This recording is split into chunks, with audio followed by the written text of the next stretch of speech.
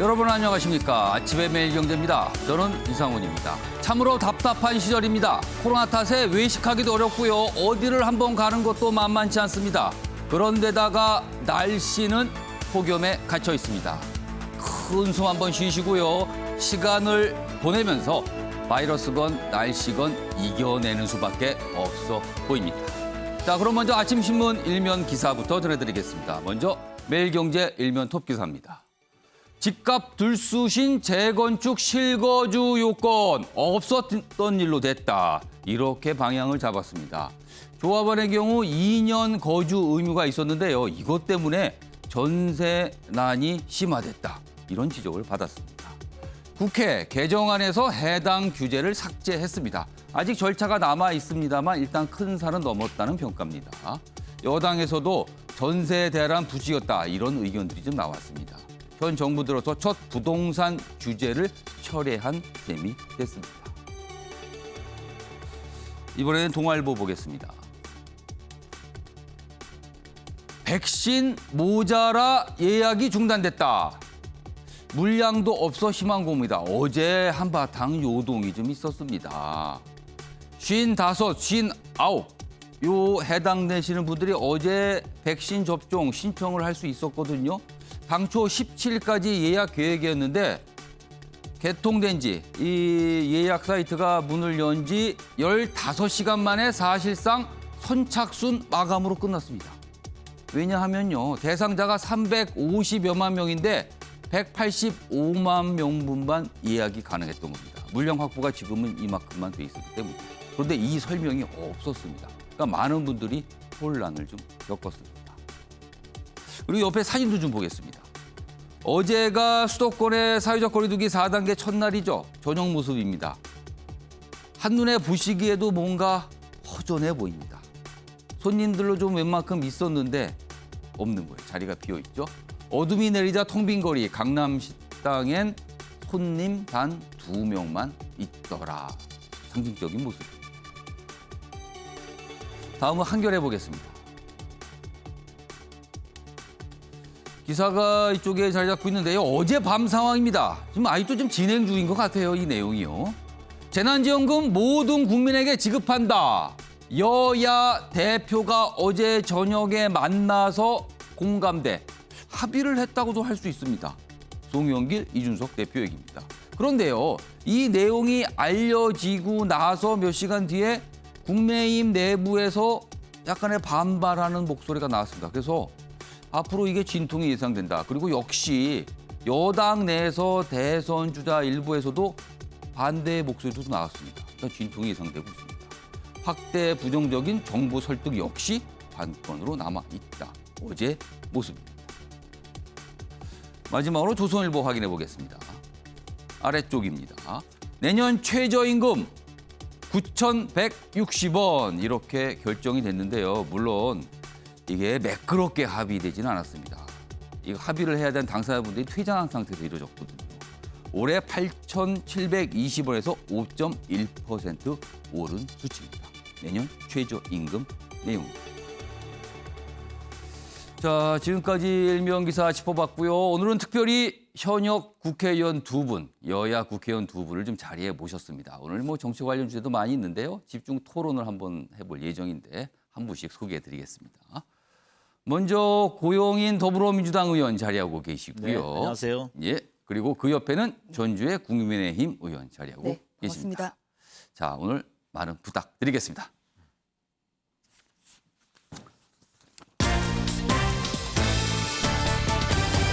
오늘 다룰 주요 이슈들을 4가지 키워드로 정리했습니다. 아침을 여는 키워드 7월 13일 화요일 순서 화면에 있습니다. 하나씩 보겠습니다. 먼저 첫 번째 키워드는 진통 예고입니다. 재난지원금 여야 대표가 전 국민에 드리겠습니다. 일단 이렇게 합의를 했는데요. 구체적인 사항 남아있죠. 그리고 당내 반발도 있습니다.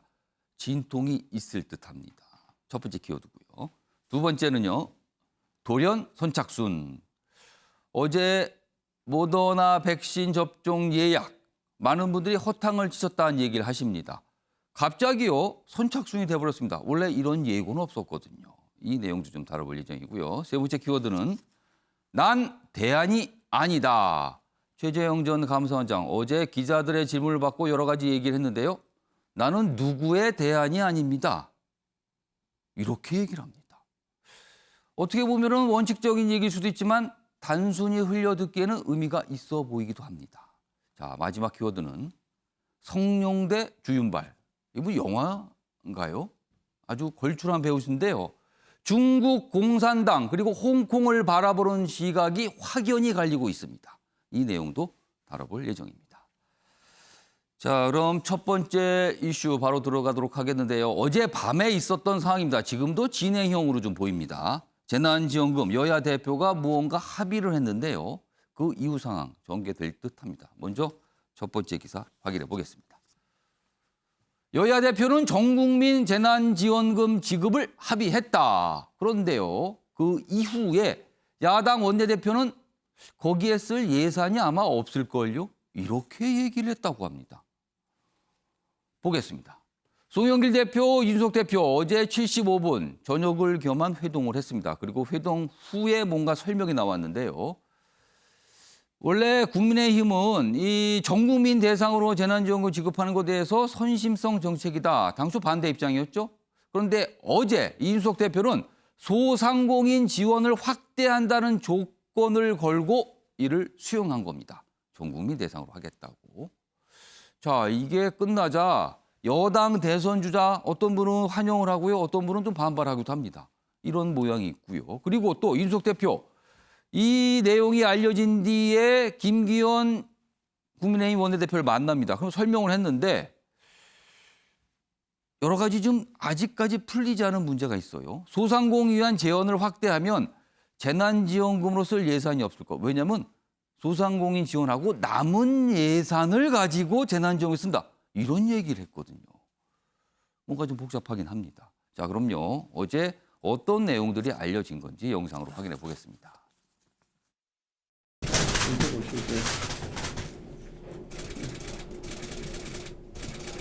사실 여야 대표가 이렇게 자주 만나는 게 정상인데. 그렇죠. 예, 방도 가까운데 자주 뵈서. 그렇습니다. 형제처럼 친하고 화기애애하게 많은 대화를 나눴고요. 또 서로 간에 여러 가지 중요한 사항도 합의를 하고 또 우리 이준석 대표님이 정기적으로 만났으면 좋겠다. 저도 동의를 했고. 저희가 현안들을 두루 논의할 수 있도록 그렇게 노력을 했습니다. 그래서 뭐 정치부터 추경 문제 그리고 또 방역에 이르기까지 그리고 뭐 선거제까지 폭넓은 대화를 나누면서 오늘 두 분이 아주 화기애애하고 아주 진솔하게 이렇게 서로 대화를 나눴고요. 현재까지 검토된 안에 비해서 훨씬 더 상향된 소상공인들 지원을 두텁게 하는 안, 그리고 전 국민 재난지원금을 지급하는 방향으로 결정을 하고 지급 시기는 방역 상황을 봐서 결정하는 것으로 했습니다. 아마 당내의 논의를 거쳐야 될 거고요. 두 대표께서는 전 국민에게 지급하는 방향으로 가는 것이 맞지 않냐. 그런데 공감대를 이루신 것 같고. 자, 저렇게 설명이 됐어요. 그러니까 전 국민 대상으로 지원금을 준다. 여야 대표가 합의를 했다. 그리고 다만 지급 시기는 좀 상황을 보자. 이렇게 알려졌습니다. 그런데 이 내용이 알려진 뒤에 이제 반발이 나온 거죠. 다음 기사 보겠습니다. 송영길, 이준석 전 국민의 재난지원금 합의 야당 2시간도 안 돼 내용이 좀 뒤집혔다. 글쎄 뭐 뒤집혔다까지는 아니지만 뭔가 추가적으로 설명이 나온 거예요. 근데 설명이 길어지기 시작했습니다. 양당 대표 만찬 회동 후 발표 불구 남는 재원이 있을 때 검토한다는 뜻이다. 이 추가 설명이 어제 국민의힘 대변인을 통해서 한 번 나왔고요. 이준석 대표가 SNS상에 글을 올리면서 또 한 번 나왔습니다. 남은 재원이 있을 때 검토한다는 뜻이다. 그러니까 우선순위가 아닐 수 있다는 의미로 읽힙니다. 조건부 합의. 그래서 이 기사는 이거 번복한 거 아닙니까? 이렇게 지적을 좀 하고 있습니다. 자, 이 내용 좀 이야기해 보겠습니다. 먼저 전주의 국민의힘 의원께 질문을 좀 드려야 될 것 같아요. 사실은 그동안 국민의힘 재난지원금 관련해서는 선별 지급 입장을 강하게 그리고 일관되게 주장돼 왔어요. 근데 네. 어제 이준석 대표가 합의한 거는 그거와는 다릅니다. 당의 입장이 좀 달라진 건가요? 아니면 아직까지 그런 상황은 아닌 건가요? 저는 큰 틀에서는 이제 당의 입장은 그대로 견지를 하고 있고요. 이준석 대표의 어제 그 입장도 예. 당과 큰 틀에서 다르지 않습니다. 왜냐하면 예. 어제 이제 전국민 재난지원금은 어제 뭐 여러 가지 이야기를 했습니다만 예.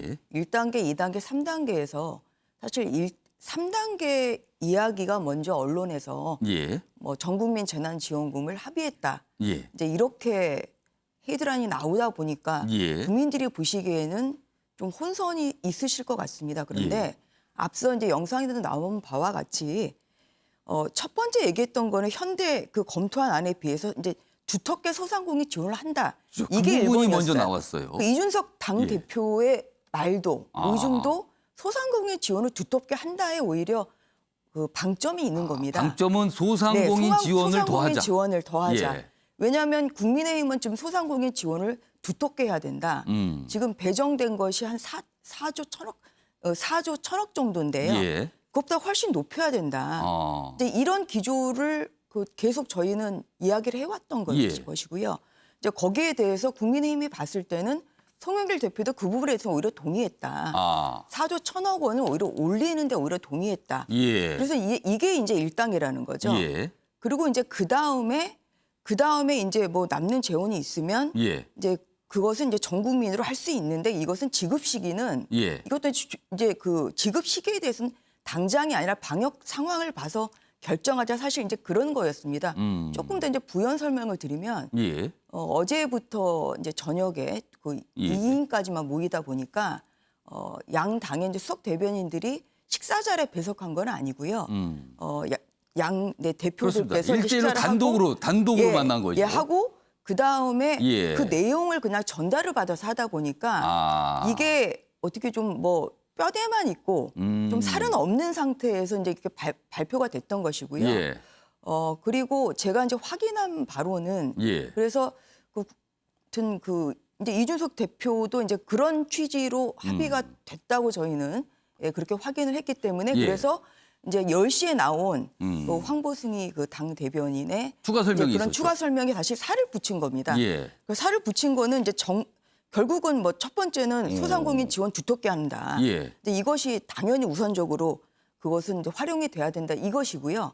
두 번째는 그 후에 남는 재원이 있다면 예. 이제 이것은 재난지원금의 지급 대상 범위를 이제 지금의 하위 그 소득 하위 80%에서 예. 전 국민으로 확대하는 것을 포함해서 예. 방역 상황을 고려해서 이것은 검토를 할 수 있다 이런 전체적인 이제 흐름에 공감대를 이뤘다는 겁니다. 자, 그래서 그러면 여야 합의가 있긴 있었는데 사실은 그동안 여당에서는 전 국민 대상 논의가 지금 있었다가 사실 80%를 어렵게 된 거지만 사실은 마음속으로는 예. 다수가 전 국민을 원한다 이런 분위기가 있었거든요.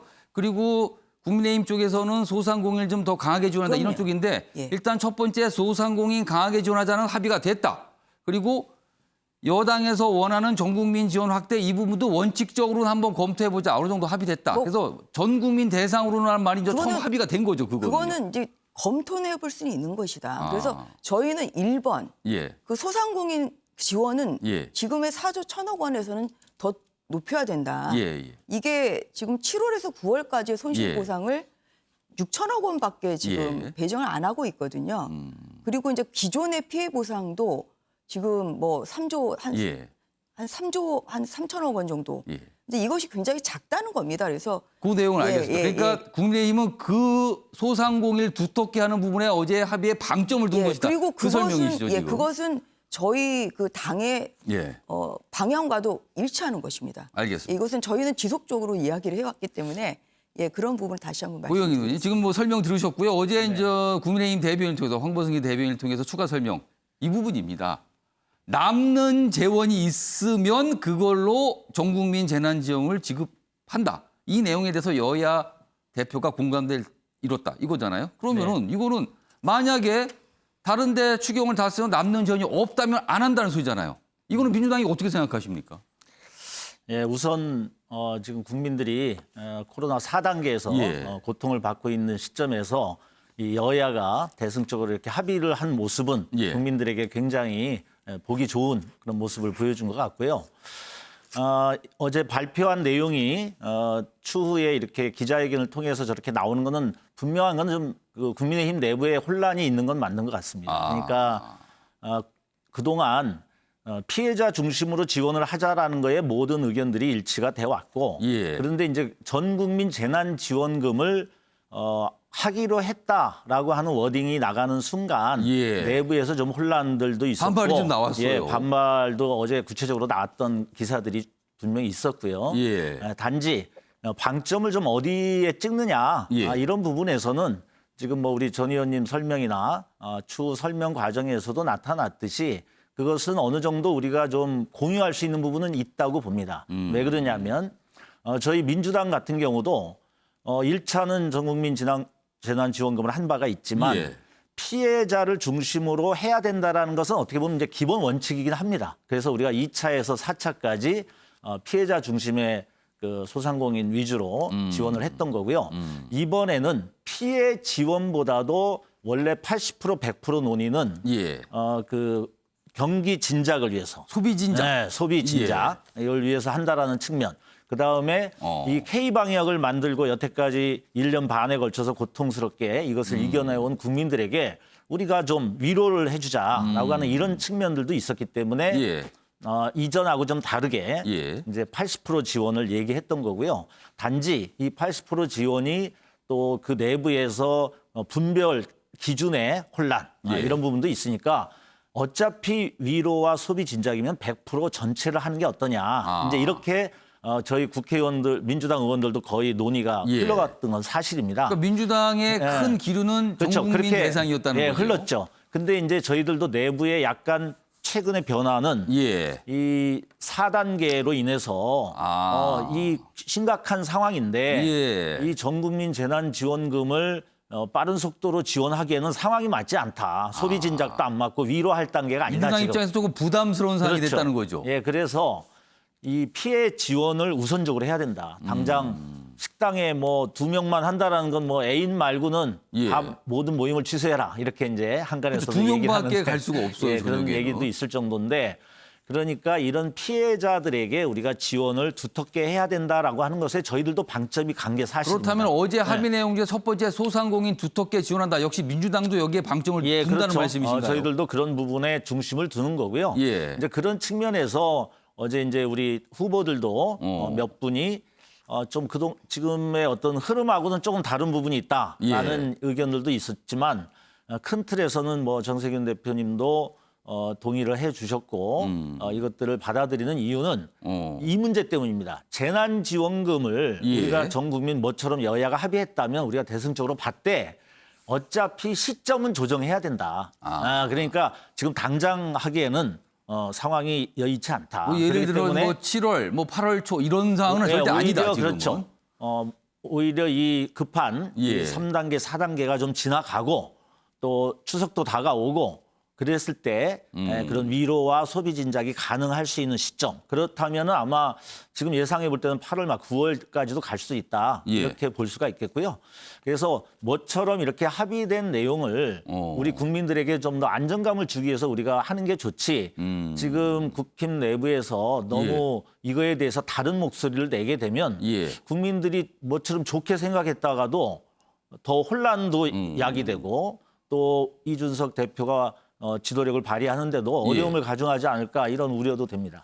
사실 두 분 말씀을 들어보면은요, 두 분 다 뭐 국민의힘이나 민주당 모두 소상공인 두텁게 지원한다. 여기에 방점을 뒀다. 그리고 지금 뭐 재난지원금을 전 국민에서 지급하는 부분은 약간 부수적인 사항이 된 거 아니냐. 그리고 시간을 가질 수 있는 사항이 됐다라고 말씀하시는데 그렇다면 어제 합의가 그런 내용이 뭐 순서의 차이지만 다 들어있거든요. 그러면은 사실은 전 국민 대상 재난지원금을 지급합시다라는 여야 대표들의 합의는 시간이 지나면 그냥 근데 사라져버리는 겁니까? 거기에서 약간의 차이는 예.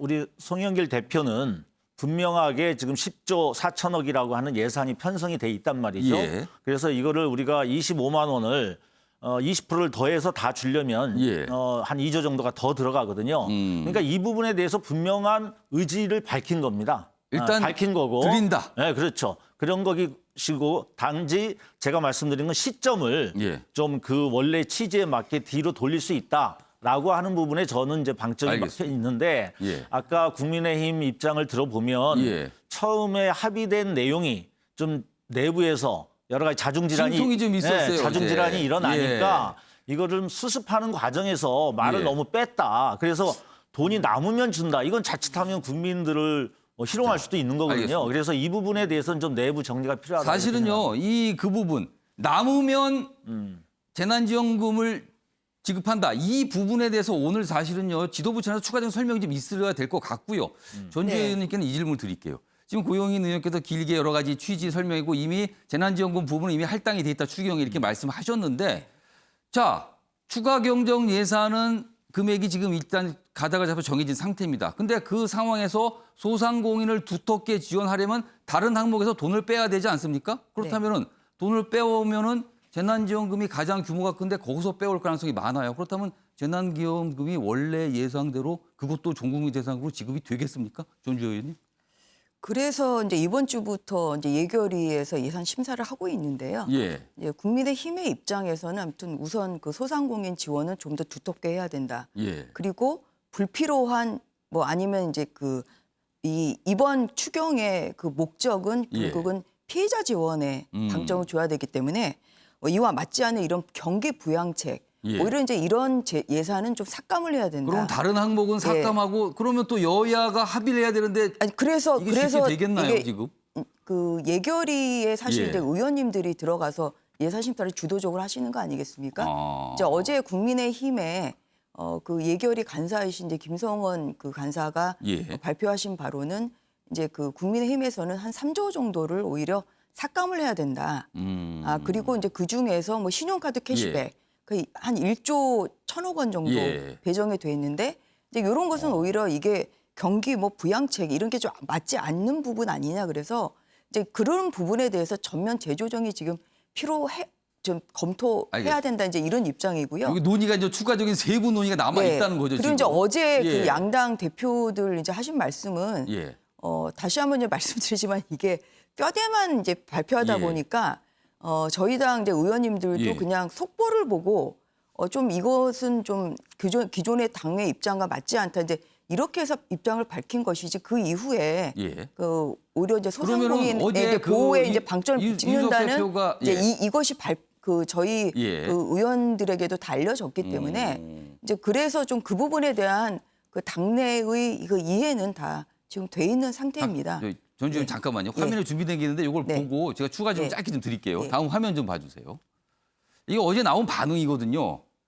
윤희수 국민의힘 의원. 당내 토론 없이 그간 원칙을 뒤집는 양당 합의를 불쑥하는 당대표를 보게 될 줄 몰랐다. 이거 굉장한 주적이에요. 과거에 제왕적 당대표 뽑은 거 아니다. 왜 독단적으로 합의를 하나 이거거든요. 자, 그럼 앞으로 이 사안이 어제 합의된 내용 국민의힘 정책의총에 올라가는 겁니까? 어떻게 됩니까? 이거는 절차가요, 그러면.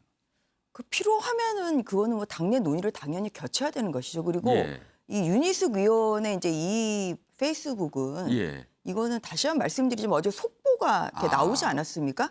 그냥 양당 대표가 전국민 재난지원금 합의 예. 요것만 보신 상태에서 굉장히 의원님들이 다 적은 내용이 알려진 예, 상태에서 다- 나온 내용이라는 다 거죠. 이 좀 뭐가 바뀌었나 이제 예. 이런 반응을 보였다는 것이죠. 그래서 예.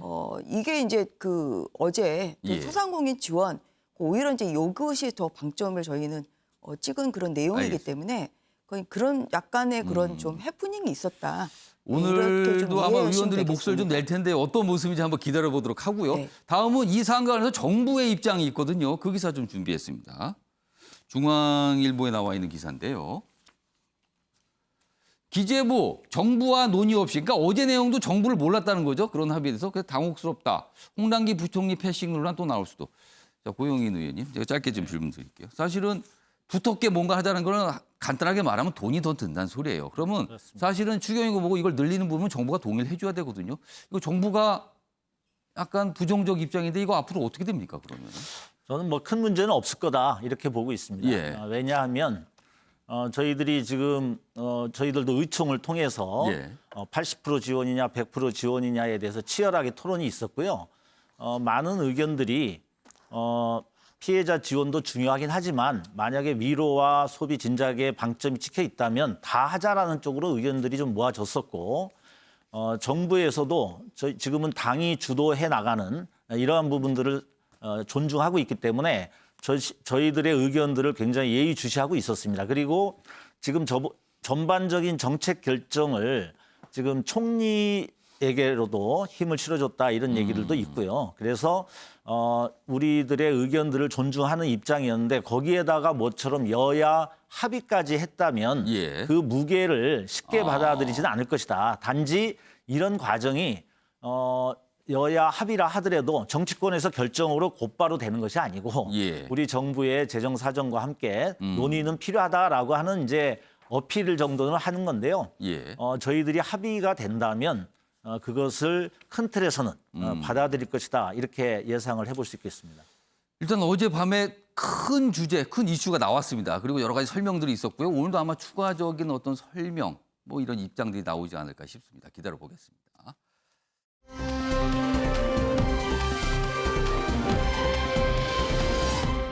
다음 주제로 좀 가보겠습니다. 이 사안도 여야가 지금 어떻게 보면은 공방을 좀 벌이고 있죠.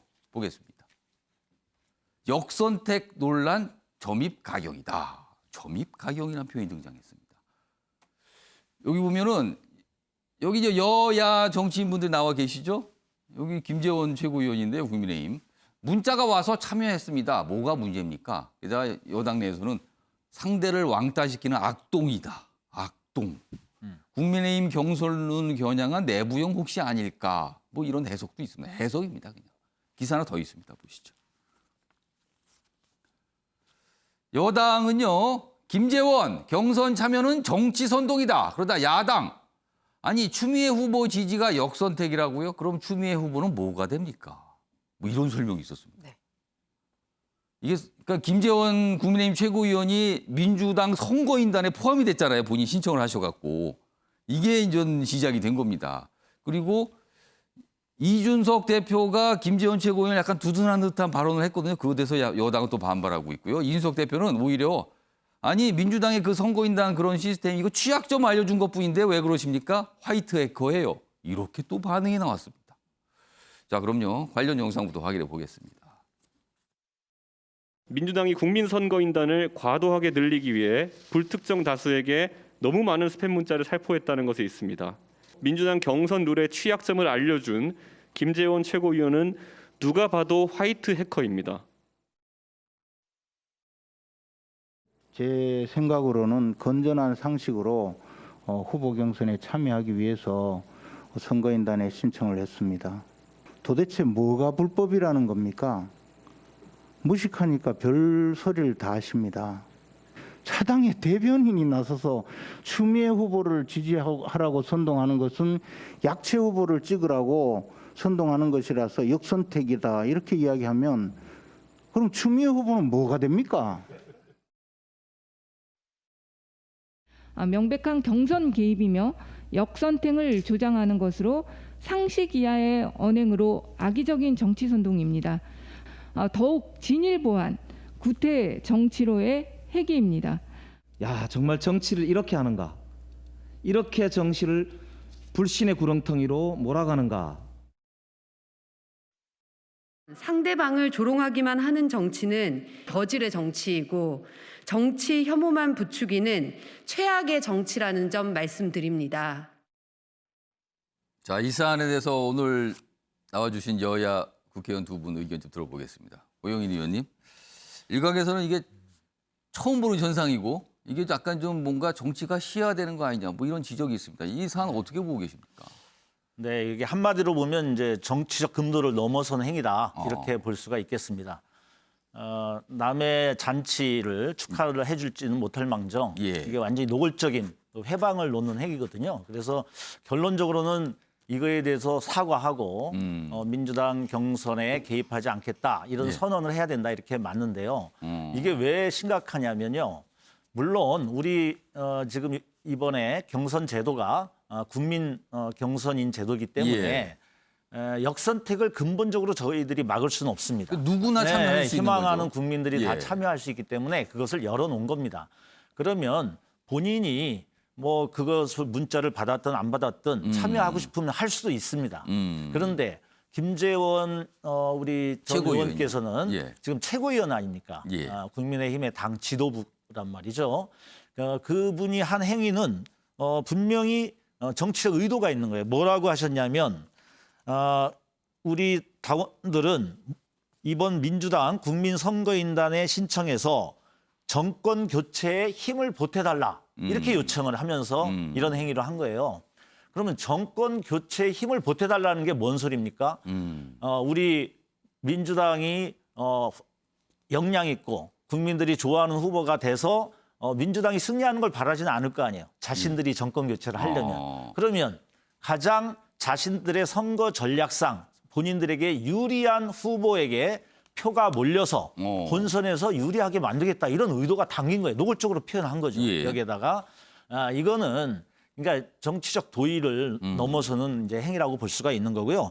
특히 보면은 보니까 작년에 김재원 그 최고위원께서는 그 본인의 총선 과정에서도 문자를 통해서 이 역선택을 종용하는 이런 것들을 하는 행위가 있다고 논란이 된 우리 사례가 있었다는 당의 거네요. 그 지도부의 한 분이 그 예. 말씀을 하시더라고요.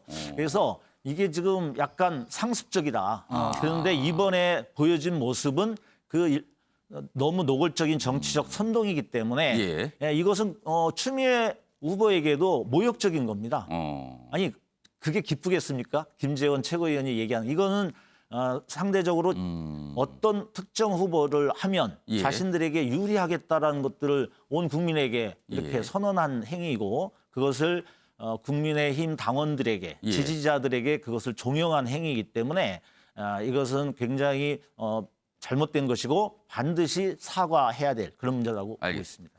자, 전주 의원님 지금 고영인 의원께서 여러 가지 지적을 해주셨는데 이 상황 지금 어떻게 이해하고 계세요? 방금 그 김재원 최고가 뭐 상습적이다 이 말은 좀 저는 뭐 과하신 표현이라고 좀 생각하고 지나치게 있고요. 지적하신 것 같다는 그리고 거네요. 어제 이 김재원 최고위원의 이 발언에 대해서 민주당이 2번의 논평을 냈습니다.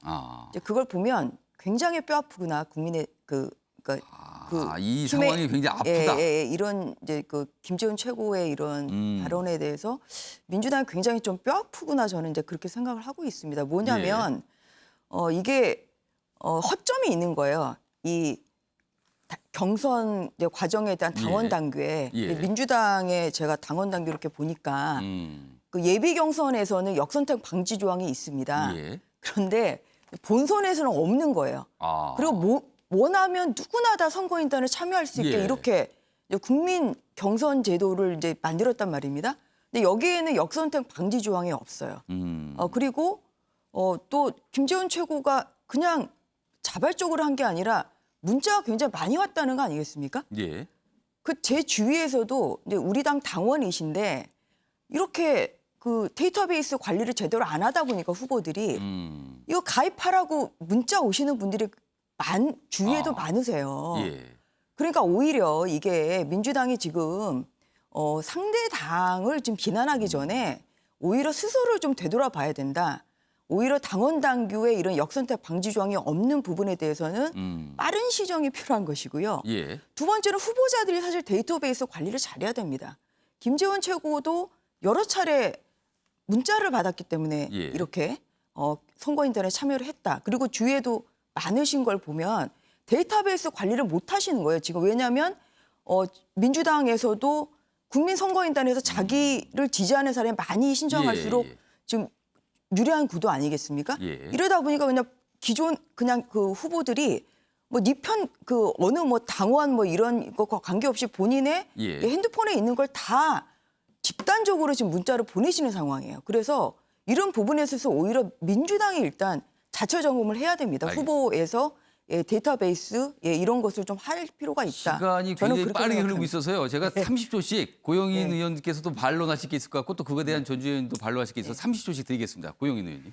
네, 문자를 보고 어쩔 수 없이 했다. 이거는 굉장히 유치한 변명이고요.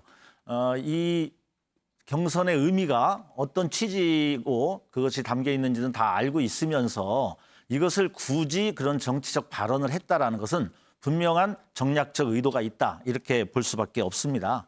그리고 이것을 이준석 당대표께서도 화이트 해커라고 얘기를 하면서 예. 이것을 두둔한 것은 예. 우리가 이러한 역선택은 지양해야 되는 앞으로 선진적 정치 문화를 예. 만들기 위해서 없애야 된다라고 생각함에도 불구하고 한 것은 부도덕한 행위다 이렇게 생각을 하고 좀 실망을 했고요.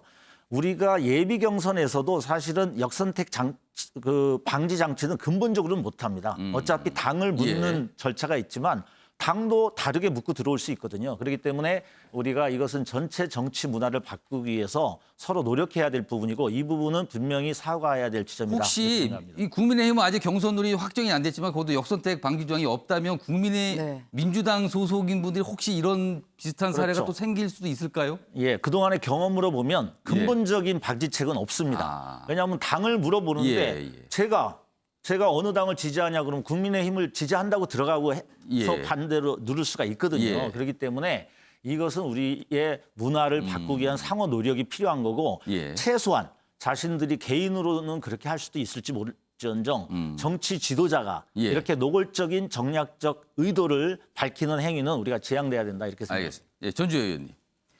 그 이제 역선택 방지냐 아니냐 이게 결국 이제 이 선거인단의 투표에 의해서 민주당의 경우에는 이제 후보가 결정되기 때문에 그러는데요. 예. 이것이 그 결국은 저는 뭐 지지자이든 지지자가 아니든 결국은 국민의 그 지지를 받는 사람이 결국은 대권에서 그렇죠. 승리할 수 있는 거 아니겠습니까? 예, 그렇기 때문에 뭐 역선택 방지 조항이 있는지 없는지 여기에 따라서 결과가 달라지는 건 아니다. 예, 어떠한 모든 그 여러 그 지지층을 예. 가진 사람들이 오히려 여론조사에 참여, 이 국민 경선에 참여하더라도 이제 결과가 달라지는 것은 아니기 때문에 이제 그런 면에서 그 결과가 좀 달라질 것은 아니다. 이제 이런 말씀을 드리는 것이고요. 예. 좀 이거 서로 이제 좀 경선률을 좀 점검할 필요는 있다. 예, 저는 그렇게 생각하고 알겠습니다. 있습니다. 아무튼 오늘도 이 얘기가 아마 정치권 나오겠죠. 한번 더 기다려 보겠습니다. 오늘 두 분 현역 국회의원 말씀은 여기까지 듣도록 하고요.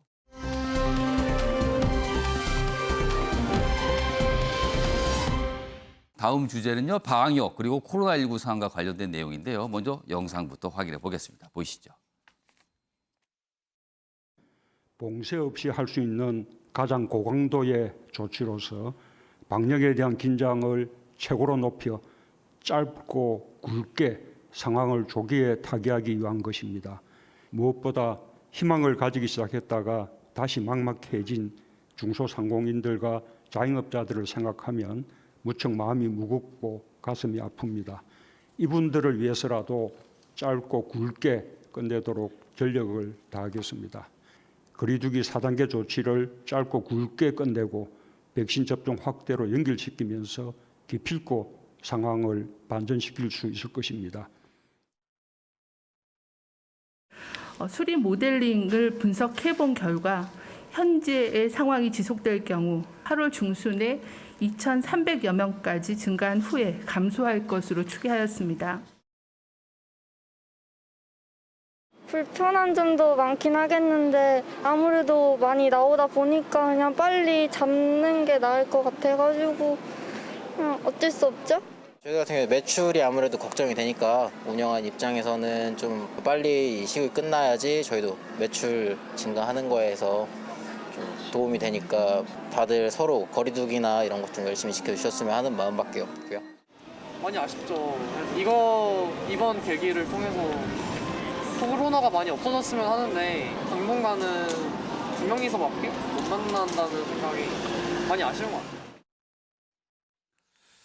자, 백신 상황 그리고 코로나19 상황과 관련된 기사 좀 이어가 보겠습니다. 첫 번째 기사입니다. 문재인 대통령 네 번째 코로나 사과를 했다. 짧고 굵게 끝내겠다. 거듭 강조하면서 송구하다는 얘기를 했습니다. 그러니까 지금의 사회적 거리두기 4단계 많은 분들이 좀 힘들어하잖아요. 이거 짧으면서 굵게 가겠다. 그리고 김호란 방역기획관, 청와대 방역기획관 논란에는 뭐 힘 합칠 때 뭐 청와대에서 뭐 이런 설명이 좀 있었습니다. 어제 상황이고요. 다음 기사 보겠습니다. 어제 백신 상황과 관련돼 있습니다. 백신 충분히 확보 않고 예약부터 받았다. 그럼 어떻게 되는 거예요? 예약자가 많이 몰리면 이게 문제가 생기잖아요. 어제 문제가 생겼어요. 그래서 접수 기간이 일주일인데 첫날 그냥 다 끝났습니다. 마감. 대상이 350여만 명 가운데 185만 명만 예약이 된 거죠. 그러니까 현재 갖고 있는 건 이 정도밖에 없었던 겁니다. 그러니 뭐 더 이상 예약을 받을 수가 없었던 거죠.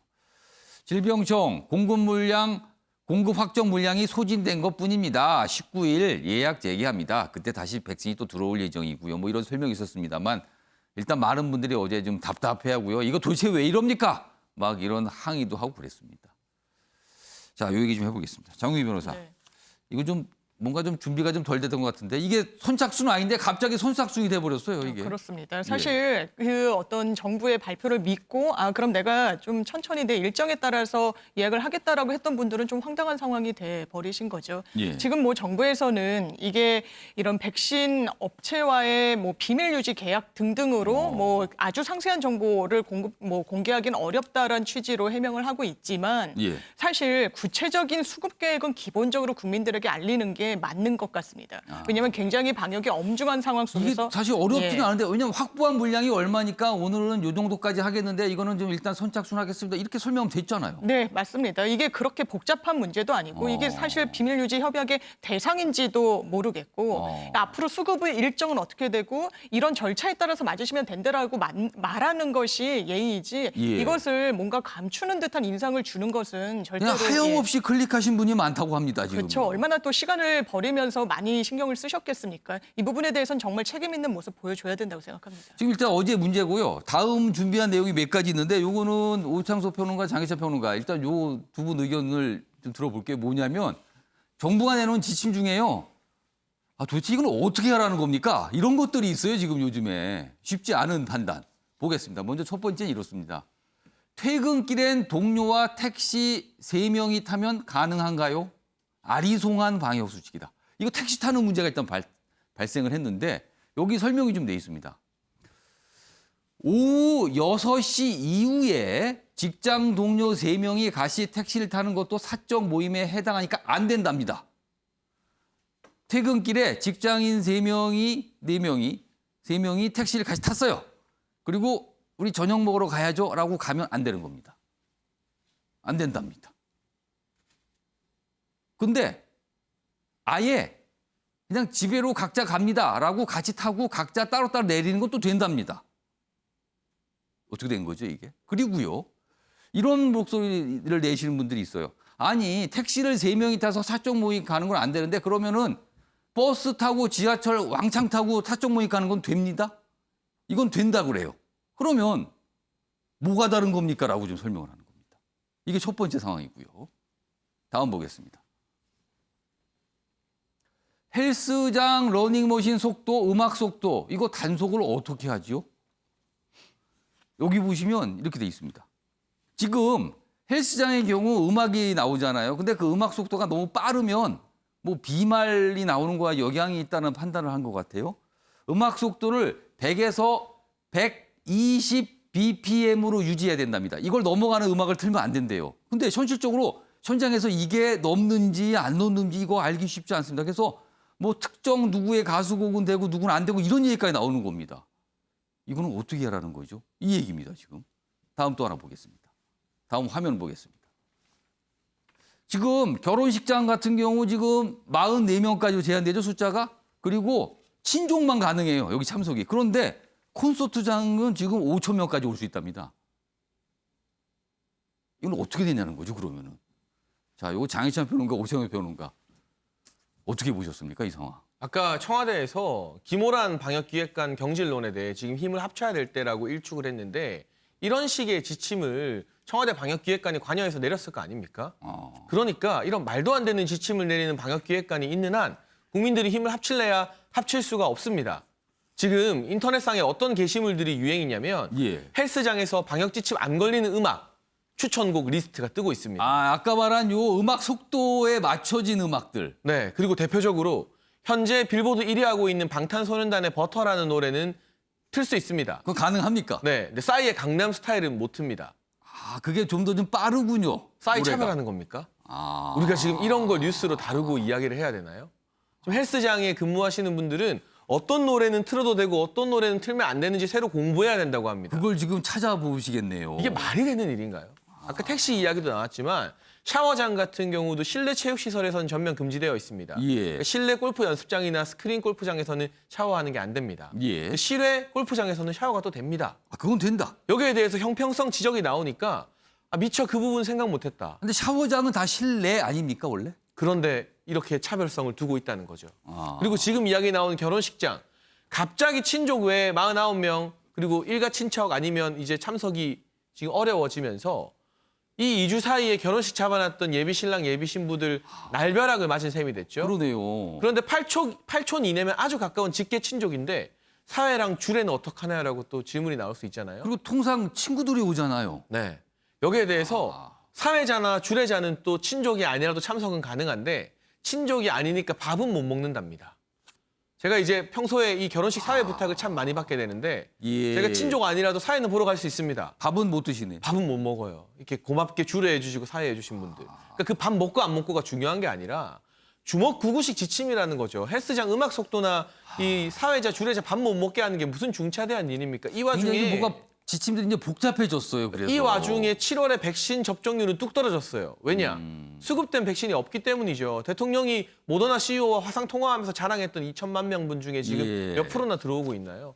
해야 할 일을 하지 않고 쓸데없는 이런 디테일한 부분에서의 아주 우스꽝스러운 지침을 내리고 있으니까 누군가는 책임을 져야 되는데 그 책임의 당사자가 김어준 씨 방송에서 백신 중요한 거 아니라고 말했던 김호란 방역기획관이 될 수밖에 없는 것이고 그분 경질하지 않으면 국민들 더 이상 정부 지침에 일방적으로 따르면서 희생하지 않을 것 같습니다.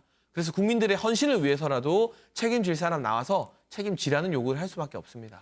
오창석 평론가. 그러니까 정부도 고민이 많아. 이걸 일일이 다 따져보고 이제 이의가 들어오면 생각해봐서 교정하고 좀 이런 과정인 것 같아요. 그런데 조금 아리송하기도 하고요. 이건 뭡니까? 이런 생각이 드는 지점들도 좀 있습니다, 지금. 사실 이 부분에 대해서 이제 백신 수급 같은 부분은 전 세계적으로 백신 수급에 차질이 빚고 있습니다. 예. 우리나라만 유독 전 세계 200여국 중에 우리나라만 예. 유독 못 받고 있으면 그게 참 문제겠지만 예. 지금 전 세계적으로 다 함께 그렇기 때문에 참 우리나라만 잘못했다 보긴 좀 어렵지만 다만 이 같은 지침은 사실은 비판을 먹기는 어렵습니다.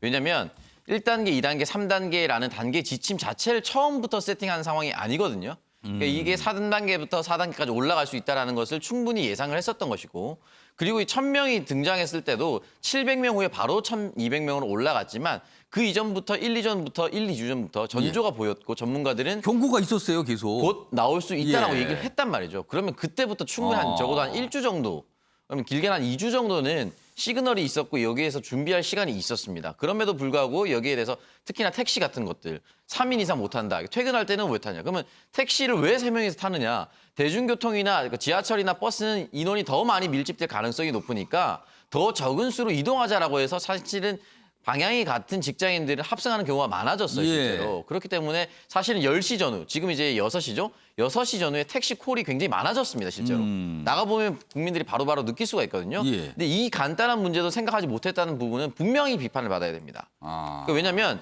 이런 혼란스러운 상황에서 정부가 조금 견뎌달라고 부탁을 할 때는 예. 명확한 가이드라인이 있어서 혼선은 빚지 않도록 만들어야 되거든요. 사실 이렇기 때문에 이 부분에 대해서는 정부가 아무리 노력을 하고 있음에도 불구하고 잘하고 있다. 이 부분은 좀 거쳐갈 수 있다라고 얘기하기엔 좀 너무나도 잘못된 부분이 나오고 있기 때문에 지금이라도 이런 부분이 있으면 빠르게 받아들여서 혼선을 좀 없애줘야 된다. 특히나 콘서트 문제 같은 경우는 결혼식 하는 사람들 얼마나 화나겠습니까? 그걸 쳐다보고 있다면 아니 우리는 뭐지요라는 생각을 하게 될 것 같아요. 네, 그리고 콘서트 같은 경우는 정말 유흥이거든요.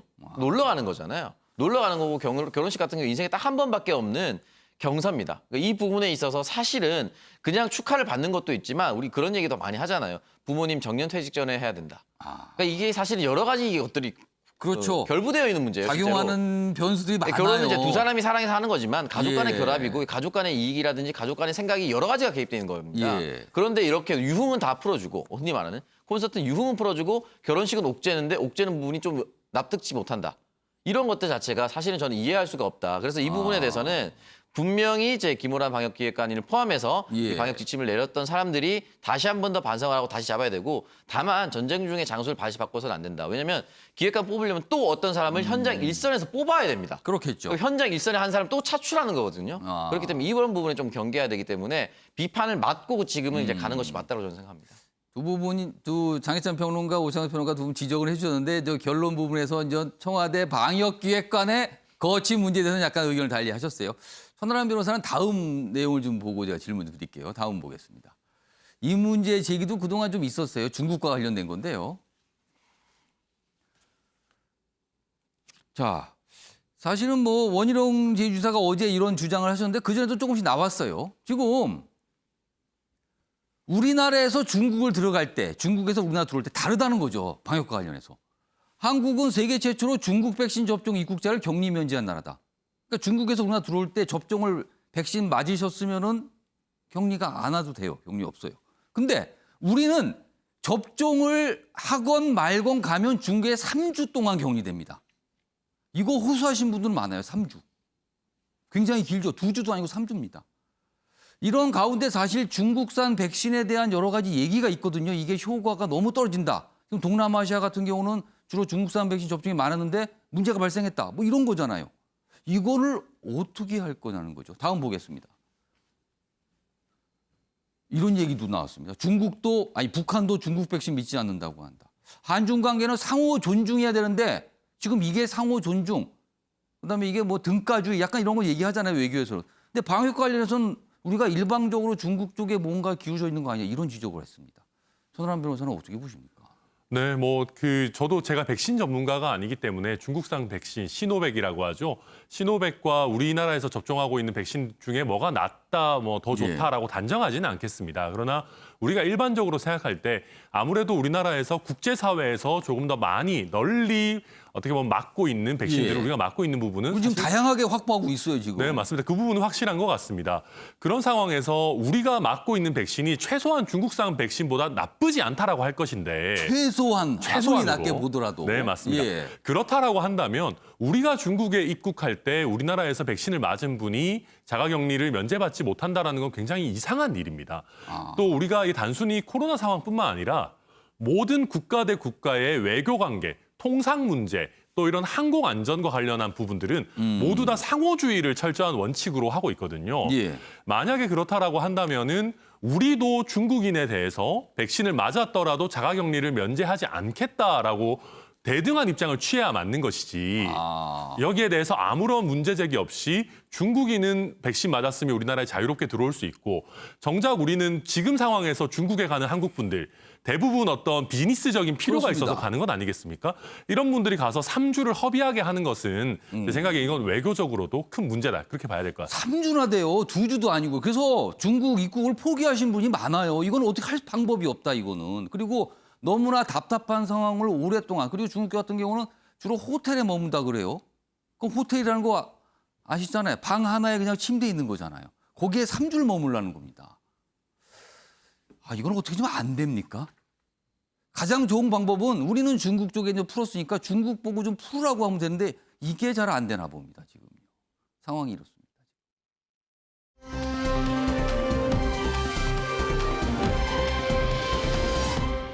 자, 다음은 정치권 소식. 여야 대선 경쟁 상황과 좀 관련돼 있는데요. 하나씩 짚어보겠습니다. 먼저 야권 상황입니다. 야권이라고 해야겠죠? 최재형 전 감사원장은요. 최재형, 윤석열 대안이 아닌 저 자체로 평가받고 싶습니다. 이거 굉장히 여러 가지 해석이 가능한 발언이 나온 거예요. 어제 부친 사무제 후 기자들의 질문을 받고 여러 가지 얘기를 했습니다. 그리고 국민의힘 입당과 관련해서는 조금 더 검토해 보겠다, 시기를. 좀 더 시간을 갖겠다는 얘기입니다. 자, 그럼요. 먼저 이와 관련된 영상부터 확인해 보겠습니다.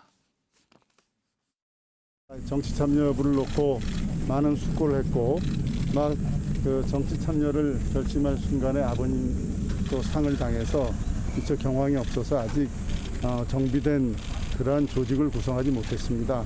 앞으로 정비가 되는 대로 이러한 혼선이 빚어지지 않도록 하겠고 많은 분들이 이제 저를 윤석열 전 총장의 대안이다 뭐 이렇게 말씀하시는 분들이 사실은 있어요. 그러나 저는 저 자체로 평가받고 싶고 윤 총장님께서 지금 그 가장 높은 지지율을 받고 계신 분 중에 한 분인데 그분과의 협력 관계는 제가 좀 더 생각해 보고 말씀드려야 될 것 같습니다. 정치라는 거는 뜻을 같이 하는 분들이 힘을 모아서 공동의 목표를 이루어 나가는 과정이라고 알고 있습니다. 그런 원칙 하에서 입당 여부나 입당 시기에 관해서 좀 더 검토해 보겠습니다. 자, 기사 하나 더 있습니다. 보시죠. 이 두 명의 발언을 대비해놨죠. 한 분은 국민이 주인, 그다음에 한 분은 대안이 아닌 저 자체를 평가해 주세요. 윤석열 전 총장, 최재형 감사원장의 발언을 하나씩 소개했어요. 지지층 겹치는 윤과 최, 차별화 경쟁이 시작되는 건가? 기사는 이렇게 다루고 있습니다. 먼저 천하람 변호사. 네. 그러니까 대안으로 생각하지 말고 저 자체로 봐달라. 그러니까 이른바 플랜 B 아닙니다. 이 얘기 같아요. 앞으로 어떤 모습일까요, 그러면은? 저는 벌써부터 차별화를 좀 고민하는 모습이 보이는 것 같습니다. 최재형 감사원장 같은 경우에. 그러니까 예컨대 뭐 내놓은 그 메시지도 나쁘지 않았어요. 저는 남의 어떤 남이 잘못되는 것이 제 이익이 되는 삶을 살지 않았다. 그런 어떤 영향을 받고 평생 살아온 게 아니다. 네, 내가 예를 들어서 윤 전 총장 지지율이 빠지는 것을 기대하면서 정치를 하는 그런 사람은 아니다. 나는 내 스스로의 어떤 나의 비전을 보여주겠다라는 어떤 선언을 한 것이고요. 또 한 가지 보면 저는 국민의힘 입당과 관련해서도 좀 노선이 다르다라는 것이 명확하게 보여지는 것이 지금 윤 전 총장, 윤 후보라고 하겠습니다. 윤 후보의 경우에 대변인을 꾸릴 때 사실 국민의힘과는 좀 동떨어진 분들로 꾸렸었어요. 그러니까 조선일보, 동아일보 소속이었던 약간 대변인으로. 언론계, 외부에서 찾은 거죠. 네, 맞습니다. 그런데 지금 최재형 감사원장 같은 경우에는 지금 김영우 전 의원, 비록 현역 의원은 아닙니다만은 국민의힘 소속인 것이 명확한 분을 또 공보총괄로 이렇게 어제 임명을 기자들에게 했고요. 질문을 받는 과정에서 그걸 설명을 했어요. 네, 맞습니다. 이분이 저를 돕고 있다라고 아예 공개적으로 어떻게 보면 국민의힘과의 나름대로 연결하는 교두보를 확보해 놓은 상태이고요. 또 정치라는 것은 뜻이 맞는 사람들이 같이 하는 것이다. 라는 식으로 얘기하면서 좀 윤 전 총장과는 다르게 확실히 지지율 격차가 있기도 하고 조직과 지지세에서도 차이가 나다 보니까 좀 빨리 국민의힘에 입당해서 좀 다른 길을 가겠다라고 하는 것을 지금부터 보여주고 있는 걸로 어제 그 보입니다. 모습이 입당과 관련해서는 최소한 윤 전 총장보다는 좀 빠를 것이다. 이거를 시사했다고 보시는 거네요. 네, 맞습니다. 자, 장혜찬 평론가. 최재형 전 감사원장, 윤석열 전 총장. 뭐 같이 두 인물을 같이 놓고 얘기하는 경우가 많거든요. 지지층이 겹친다고 보십니까? 어떻게 판단하세요?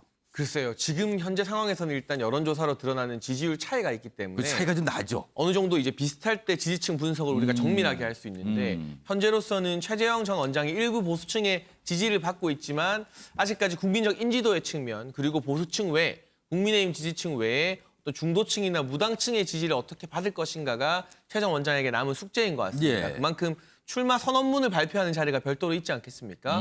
그때 본인이 왜 출마하는지 어떤 비전을 가지고 있는지 구체적으로 잘 밝혀야 될 것 같고요. 제가 생각했을 때 윤석열 후보와 최재형 전 감사원장 같은 경우는 경쟁의 관계이지만 선의의 경쟁자이지 서로 대립하는 구도가 형성될 것 같지는 않습니다. 향후에 만약에 경쟁을 하는 상황이 오더라도 상대를 겨냥해서 이른바 지금 여당 내에서 보는 것처럼 막 날선 어떤 발언 뭐 약간 공세 이렇게까지 가지는 않을 거다 보시는 거예요? 왜냐하면 이 현충원에서 최재형 전 원장이 한 발언 중에서 본인은 다른 사람 안 되는 걸 자기 이익으로 삼는 삶을 살아오지 않았다고 했거든요. 그 말인즉슨 윤 전 총장을 향해서 지금 여당의 후보들이 그리고 야당의 일부 후보가 가하는 것과 같은 무책임한 네거티브나 마타도어 흑색 선전을 하지 않겠다는 그런 의지를 확인한 것으로 보여지고 윤 전 총장 같은 경우도 이 최재형 전 원장의 부친상에 직접 조문을 가기도 했지만 그 이전에 기자들 질문 받을 때도 한결같이 최재형 전 원장을 매우 높이 평가했습니다. 뭐 온화한 인품이라든가 이런 부분에 대해서는 본인이 따라가기 어렵다. 뭐 이런 표현까지도 썼었거든요. 서로를 높여주고 존중하는 관계이기 때문에 윤 전 총장이 윤석열 후보가 안철수 국민의당 대표나 원희룡 지사 만나서 선의의 경쟁자이자 협력자라는 것을 굳히지 않았습니까? 그 정도의 굉장히 우호적인 선의의 경쟁 관계로서 야권 전체의 파해를 넓히는 역할을 하지 지금 뭐 일부 홍준표 후보 같은 경우는 윤석열 후보를 향해서 날선 공격하잖아요. 그런 식의 대립 구도는 형성되지 않을 것 같습니다. 그러니까 한마디로 말해서 두 인물이 경쟁을 하게 되면 서로 힘을 좀 주는 관계지 뭐 끌어내리는 이런 관계는 아닐 거다. 이런 전망을 해주신 거예요. 어제 상황이었습니다. 자, 이번에는요, 여당 상황 좀 짚어보도록 하겠습니다. 먼저 첫 번째 기사입니다. 이낙연 18%에서 차이에서 8%포인트 차이로 맹추격. 격차가 많이 줄었다는 거죠. 따라갔다는 거예요. 김 빠진 사이다 이재명의 고민. 김 빠진 사이다라고 규정을 해놨습니다. 여기다 제목에. 여기 지지율 좀 보실까요? 아랫부분입니다. 여기 보면 첫 번째 그래프, 두 번째 그래프는 이제 변화된 모습이거든요. 그러니까 두 번째 그래프가 중요합니다. 여기 윤석열, 이재명, 이낙연 순서 돼 있는데 윤석열 뭐 비슷하죠? 이재명 약간 내려갔는데 반면에 이낙연 후보는 올라갔습니다. 많이. 그러면서 이재명 후보와 격차가 많이 좁혀졌다. 이겁니다. 따라갔다는 거죠. 지금 상황이. 이 상황을 얘기합니다. 자, 그럼요. 이와 관련해서 이낙연 후보의 이야기가 있는데요. 들어보겠습니다. 이제 컷오프 결과가 발표되기 전에 상당히 캠프가 좀 고무된 모습을 보였다는 게 이 취재 기자들의 전언인데 그 이유는 뭘까요? 글쎄요. 최근에 여론조사 결과가 가파르게 저희가 상승하고 있는 것으로 나타나는 것. 네. 그것이 하나의 이유일 것이고요. 기본적으로 최근에 여론조사 결과가 잇따라서 좋게 나오기 때문에 그런 분위기가 반영된 것 같습니다. 오창석 평론가? 지금 언론에서는 약진으로 보고 있거든요. 약진의 이유, 그리고 이 약진이 어떤 추세적인 변화가 생긴 건가 아니면 단순히 일시적일까? 어떻게 보시는지.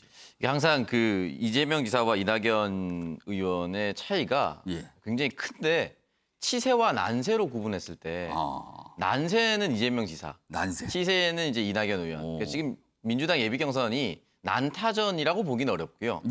이재명 지사와 이재명 지사가 아닌 사람들이 이재명 지사를 공격하는 양상으로 흘러가고 있습니다. 근데 이재명 지사 같은 경우는 지난번 2017년 대선 경선에서 한 번 문재인 후보 그 당시에 충남 안희정 지사와 세게 붙었어요. 그렇죠. 그리고 나서 그 상처를 지금까지도 가지고 있습니다. 그 얘기를 자꾸 설명을 해야 되는 상황이 됐어요. 네, 그래서 사람은 바뀌지 않는다는 얘기를 조금만 공격적으로 돌아서는 순간부터 받을 수가 있거든요.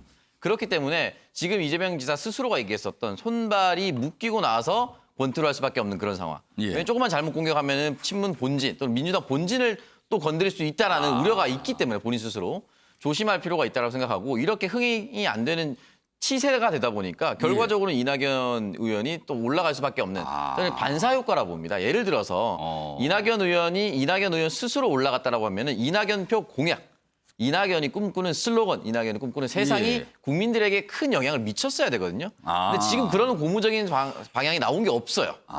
그냥 상황적으로 올라간 거예요. 그리고 아까 전에 그 예비 후보 적합도, 대선 적합도도 윤석열 후보, 지금 예선 후보 등록했으니까 한 2%포인트 정도 떨어지고 이재명 지사 한 6% 정도 떨어지고 그 합쳐서 8%포인트 올라갔어요. 이낙연 의원이. 그래서 양 후보에게서 동시에 이렇게 흡수한 부분이 있기 때문에 이걸 개인적인 뭐 돌파력이다. 개인적인 매력도가 상승했다라고 보기는 어렵지만 물론 이낙연 의원의 캠프라든지 이낙연 의원 스스로는 굉장히 고무적이 될 수밖에 없는 수치죠. 또 뭔가 변화의 조짐이 있다. 지금 언론들은 그렇게 해석하는데 조금 더 이제 지켜봐야 되죠. 어떤 흐름인지 아닌지. 다음 기사는요. 이재명 후보에 관한 내용인데요. 이재명, 나는 손발이 묶이고 지금 권투하는 셈이다. 반이연대 공세도 맞대응은 자제하고 있다. 원팀 얘기를 하고 있죠. 그리고 김 빠진 사이다. 여기도 들어가 있네요. 또 지금. 자, 그럼요. 이재명 경기지사의 이야기 들어보겠습니다.